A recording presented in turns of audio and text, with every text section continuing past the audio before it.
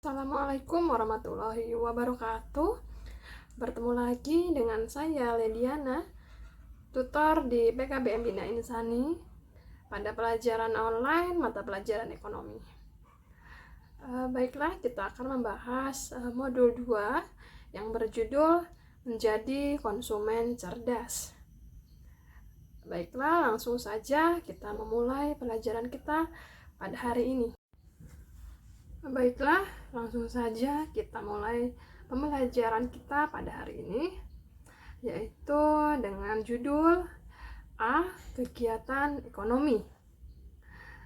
Pada materi hari ini kita akan membahas tentang seputar kegiatan ekonomi. Yang pertama, langsung saja kita membahas tentang pengertian dari kegiatan ekonomi. Sebagaimana kita ketahui, kegiatan ekonomi adalah setiap kegiatan yang dilakukan manusia dalam rangka memenuhi kebutuhan hidupnya. Jadi, semua kegiatan yang dilakukan oleh manusia untuk memenuhi kebutuhan hidupnya diberi nama dengan kegiatan ekonomi. Yang kedua, yaitu tentang produksi. Produksi secara sempit yaitu artinya perbuatan atau kegiatan manusia untuk membuat suatu barang atau merubah suatu barang menjadi barang lainnya. Produksi secara luas juga memiliki arti yaitu sebagai segala kegiatan yang dikerjakan baik secara langsung maupun tidak langsung yang ditujukan untuk menambah atau mempertinggi nilai dan guna suatu barang untuk memenuhi kebutuhan manusia. Baiklah, langsung saja kita membahas tentang kegiatan produksi. Kegiatan produksi yaitu memiliki tujuan, diantaranya adalah yang pertama, menghasilkan barang atau jasa. Yang kedua, meningkatkan nilai guna barang dan jasa. Yang ketiga, meningkatkan kemakmuran masyarakat. Yang keempat, meningkatkan keuntungan. Yang kelima, memperluas lapangan usaha termasuk dalam kegiatan ekonomi. Yang F, menjaga kesinambungan usaha perusahaan. Baiklah, pada gambar di bawah ada yang disebut dengan input, kemudian kegiatan produksi dan output, di mana kita lihat bahwa input adalah barang mentah atau barang setengah jadi. Kemudian terjadilah kegiatan produksi. Setelah diproduksi barang setengah jadi atau barang mentah tersebut diolahlah menjadi barang setengah jadi atau barang jadi. Selanjutnya, seperti yang dapat kita lihat di atas, kegiatan produksi itu membutuhkan input, yaitu yang pertama adalah barang mentah dan yang kedua adalah barang setengah jadi. Selanjutnya kita akan membahas tentang bidang usaha yang pengolahan sumber dayanya atau kegiatan produksinya itu dapat dibagi menjadi 5. Antara lain, yang pertama adalah produksi ekstraktif, yaitu mengambil kekayaan alam yang dapat digunakan untuk memenuhi kebutuhan manusia tanpa merubah sifat maupun bentuk barangnya.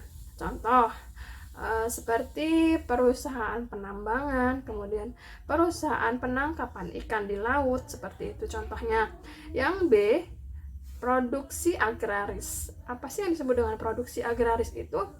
Produksi agraris yaitu mengolah sumber daya alam terlebih dahulu sehingga menghasilkan barang baru. Contoh seperti mengolah tanah pertanian, mengolah perkebunan sawit, kemudian pemeliharaan ikan bandeng. Yang C, produksi industri. Produksi industri yaitu usaha dan kegiatan manusia mengolah bahan mentah atau bahan baku menjadi barang setengah jadi atau barang jadi. Sebagai contohnya adalah industri penggergajian kayu, kemudian industri sepeda motor, industri pesawat terbang, industri mobil, dan industri pakan ayam dan obat-obatan. Yang D, kita akan membahas tentang produksi perdagangan. Produksi perdagangan yaitu kegiatan yang dilakukan berhubungan dengan penyaluran hasil produksi dari produsen ke konsumen. Beberapa cara penyalurannya yaitu sebagai berikut. Yang pertama, secara langsung dari produsen ke konsumen. Contoh seperti seorang penjual bakso. Yang kedua, secara semi langsung yaitu melalui perantara. Contoh yaitu warung, toko, dan supermarket. Yang ketiga, secara tidak langsung yaitu melalui beberapa perantara, seperti contohnya produsen ke grosir, kemudian dari ke pedagang eceran, dari grosir ke pedagang eceran, selanjutnya baru ke konsumen. Begitu. Yang E, produksi jasa. Walaupun produksi jasa tidak berwujud secara konkret, tetapi manfaatnya dapat dirasakan seperti itu. Jenis-jenis dari perusahaan jasa antara lain yang pertama adalah jasa bisnis seperti bank, kemudian lembaga keuangan lainnya. Yang kedua, jasa perdagangan seperti supermarket, toko kelontong, dan warung. Jasa yang ketiga yaitu jasa infrastruktur seperti jasa komunikasi dan transportasi. Yang keempat, jasa sosial atau personal yaitu seperti restoran dan kesehatan. Yang kelima, administrasi publik seperti contohnya pendidikan dan pemerintahan. Baiklah, kita lanjutkan pembahasan yang ketiga terkait dengan distribusi. Distribusi adalah suatu kegiatan ekonomi yang dilakukan dengan tujuan menyalurkan barang dari produsen ke konsumen. Barang distribusi dari produsen sampai ke konsumen dilakukan dengan beberapa cara, yaitu antara lain yang pertama adalah saluran distribusi langsung dari produsen ke konsumen. Contoh seperti nelayan menjual hasil tangkapan ikannya ke pasar pelelangan. Yang kedua, B, saluran distribusi semi langsung, yaitu dari produsen ke perantara baru ke konsumen. Contoh seperti pembuat keripik pisang menjual makanannya melalui toko, kemudian dari toko oleh-oleh tersebut baru dijual ke konsumen. Yang C, saluran distribusi tidak langsung. Saluran distribusi tidak langsung antara lain dari produsen ke pedagang besar, ke pedagang kecil, baru ke pedagang eceran dan ke konsumen. Contoh seperti pabrik minuman kemasan yaitu menjual barangnya ke distributornya, baru dari distributornya mereka jual ke toko grosir, dari toko grosir dijual lagi ke toko pedagang eceran, dan dari pedagang eceran dijual lagi baru ke konsumen, seperti itu. Selanjutnya kita akan membahas tentang bagian A, fungsi dari distribusi. Fungsi dari distribusi di sini maksudnya adalah tugas-tugas sehubungan dengan kedudukan distribusi yang sebagai penghubung antara produsen dengan konsumen. Dengan kata lain, fungsi produksi mencakup dua fungsi, yaitu fungsi pokok dan fungsi tambahan. Fungsi pokok yang pertama adalah tugas-tugas yang sifatnya wajib dilaksanakan dalam hal fungsi pokok distribusi adalah sebagai berikut. Yang pertama, transportasi atau pengangkutan. Yang B, storage atau penyimpanan. Yang C, buying atau pembelian. Yang D, selling atau penjualan. Kemudian yang E, risk bearing atau penanggungan resiko. Sedangkan yang fungsi yang kedua adalah fungsi tambahan, antara lain pengelompokan dan penyelesaian. Kemudian yang B, pengemasan. Yang C, penginformasian. Baiklah, selanjutnya kita akan membahas bagian B tentang saluran distribusi. Saluran distribusi atau perantara. Distribusi adalah orang atau lembaga yang kegiatannya menyalurkan barang dari produsen ke konsumen dengan tujuan untuk memperoleh keuntungan. Saluran distribusi di sini dapat dibedakan menjadi dua golongan. Yang pertama yaitu pedagang dan yang kedua adalah perantara khusus. Yang pertama kita akan menjelaskan tentang pedagang. Pedagang adalah seorang atau lembaga yang melakukan kegiatan membeli dan menjual barang tanpa mengubah bentuk dengan tujuan untuk mendapat keuntungan. Pedagang dapat dibedakan menjadi pedagang besar dan pedagang ecer. Selanjutnya yang kedua yaitu perantara khusus. Perantara khusus tidak bertanggung jawab penuh pada barang yang tidak laku terjual. Perantara khusus meliputi yang pertama agen, yang kedua broker atau maklar, yang C komisioner, yang D eksportir, dan yang E adalah importir. Selanjutnya kita akan membahas poin C, faktor-faktor yang mempengaruhi kegiatan distribusi. Yang pertama adalah faktor pasar. Saluran distribusi dipengaruhi oleh pola pembelian konsumen yang terjadi di pasar. Yang kedua, faktor barang berhubungan dengan nilai unit, kemudian besar barang dan berat barang, serta ketahanan barang dan standar barang. Yang ketiga, faktor perusahaan berkaitan dengan sumber dana, pengalaman, dan kemampuan manajemen, serta pengawasan dan pelayanan yang ditawarkan. Yang keempat, faktor kebiasaan dalam pembelian, yaitu berkaitan dengan kegunaan serta sikap perantara terhadap kebijaksanaan produsen, kemudian ongkos dan volume. Yang B, selanjutnya kita akan membahas tentang konsumsi. Pengertian dari konsumsi yaitu kegiatan menghabiskan, mengurangi nilai guna atau manfaat suatu barang maupun jasa yang ditunjukkan secara langsung untuk memenuhi kebutuhan hidup. Baiklah, selanjutnya kita akan membahas yang bagian B tentang tujuan kegiatan konsumsi. Terdapat 4 tujuan kegiatan konsumsi, antara lain yang pertama, mempengaruhi nilai guna barang atau jasa secara bertahap. Contoh pemakaian pakaian, barang seperti alat rumah tangga dan kendaraan. Yang kedua, menghasilkan nilai guna barang sekaligus, menghabiskan nilai guna barang sekaligus, contohnya seperti makanan dan minuman. Yang ketiga, memuaskan kebutuhan secara fisik seperti penggunaan pakaian, kemudian penggunaan alat-alat olahraga dan lain-lain. Yang B, memuaskan kebutuhan rohani seperti berlibur dan bermain game. Yang B, peran pelaku ekonomi. Ada beberapa kelompok pelaku kegiatan ekonomi yang mendukung satu sama lain, yaitu yang pertama adalah rumah tangga konsumen. Peran dari rumah tangga konsumen antara lain yang pertama, penyedia atau pemilik faktor produksi. Yang kedua, mendapat imbalan jasa. Yang ketiga, bertindak sebagai konsumen. Selanjutnya, yang kedua adalah rumah tangga produsen.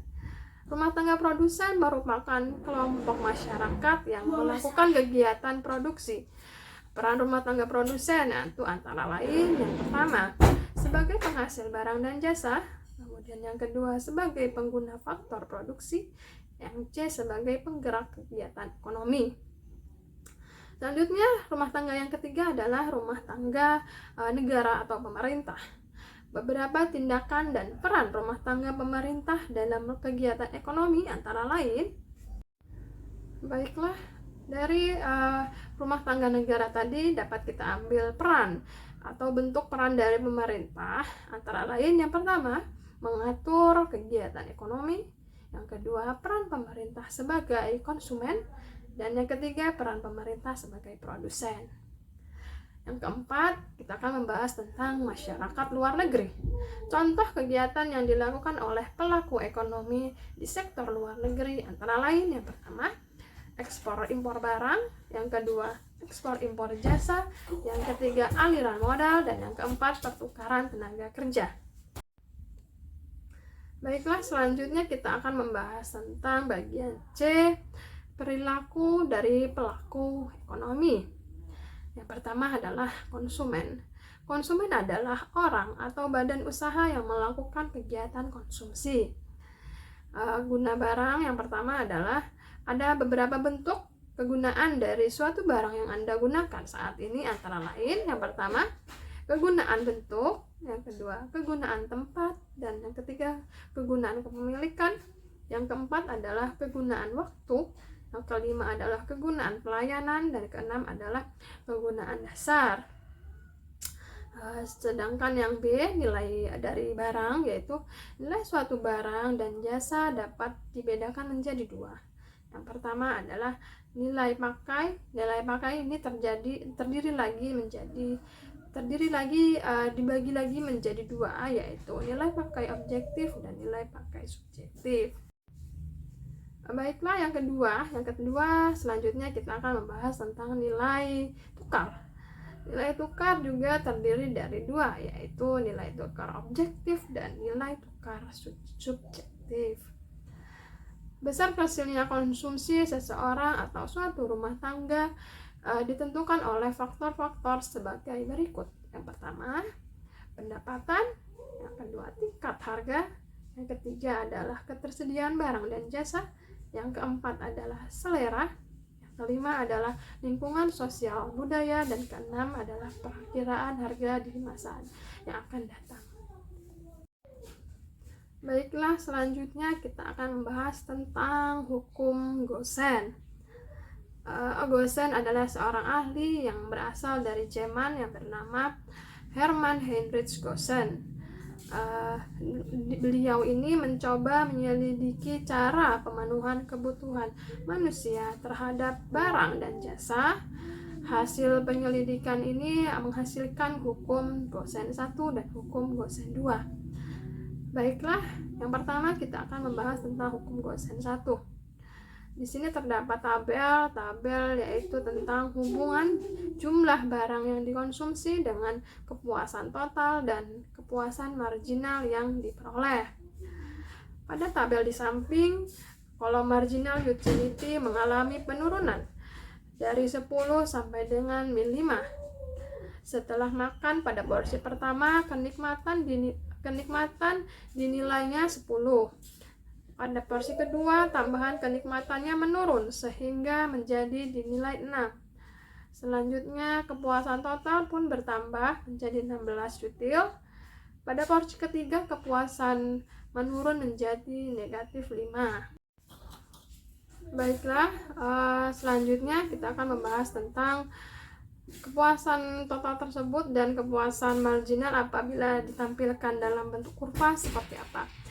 Apabila ditampilkan dalam bentuk kurva, yaitu menunjukkan hubungan antara jumlah barang dan yang dikonsumsi dengan tingkat kepuasan diperoleh sebagai berikut. Yang pertama, menunjukkan kurva kepuasan total ditandai dengan TU.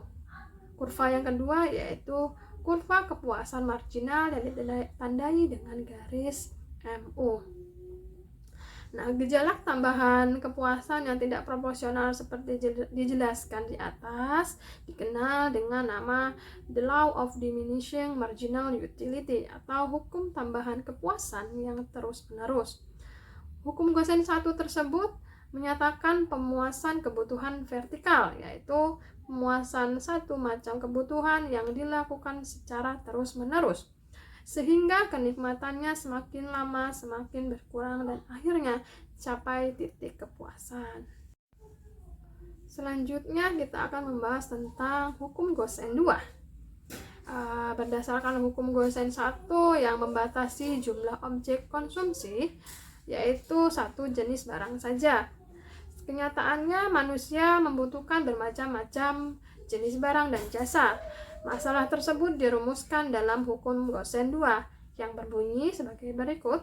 seorang konsumen akan membagi-bagi pengeluaran uangnya untuk membeli berbagai macam barang sedemikian rupa hingga kebutuhan-kebutuhannya terpenuhi secara seimbang. Kemudian teori dari perilaku konsumen, yaitu ada dua pendekatan atau teori yang dapat menjelaskan perilaku konsumen, yaitu yang pertama, teori nilai guna kardinal. Menurut teori ini, kenikmatan yang diperoleh seorang konsumen dapat diukur dan dinyatakan secara kuantitatif. Sedangkan satuan kegunaan atau utility yaitu util. Yang B, teori nilai guna original. Menurut teori ini, kegunaan suatu barang dan jasa tidak dapat dihitung. Selanjutnya, teori tentang perilaku konsumen. Adapun ciri-ciri seseorang atau keluarga berpola hidup boros adalah sebagai berikut. Yang A, mempunyai sifat konsumtif. Yang B, kurang atau tidak memikirkan kehidupan masa depan dan cenderung mencari kesenangan. Yang ketiga, cenderung mementingkan penampilan lahiriah. Selanjutnya kita akan membahas tentang langkah-langkah dalam mengatur pengeluaran menghadapi kenaikan harga barang. Kenaikan harga barang di sini tidak dapat kita kira dan terjadi secara fluktuatif atau naik dan turun. Oleh karena itu, yang pertama adalah langkahnya, cobalah membeli barang secara grosir untuk mendapatkan nilai harga lebih murah. Yang kedua, jadikan harga sebagai salah satu faktor utama dalam memilih tempat berbelanja, apalagi berbelanja barang kebutuhan sehari-hari. Yang ketiga, membeli barang yang memang dibutuhkan terlebih dahulu. Yang keempat, jangan membeli barang karena iklan. Selanjutnya, bagian kedua kita akan membahas tentang produsen. Produsen yaitu orang yang melakukan kegiatan produksi. Seperti bagaimana kita ketahui, produsen memproduksi barang itu memiliki tujuan, yaitu antara lain mendapatkan keuntungan. Berikut cara yang dilakukan produsen, yaitu adalah antara lain yang A, memperhatikan kelestarian ekologi atau lingkungan hidup. Yang B, memperhatikan perundang-undangan yang berlaku. Yang C, tidak mengeksploitasi sumber daya secara berlebihan. Selain memanfaatkan sumber alam, pemanfaatan juga berlaku untuk sumber daya manusia. Baiklah, cukup sekian pembelajaran materi kita pada hari ini. Jangan lupa untuk mengerjakan tugas yang ada di kolom deskripsi. Sampai berjumpa lagi di pertemuan selanjutnya.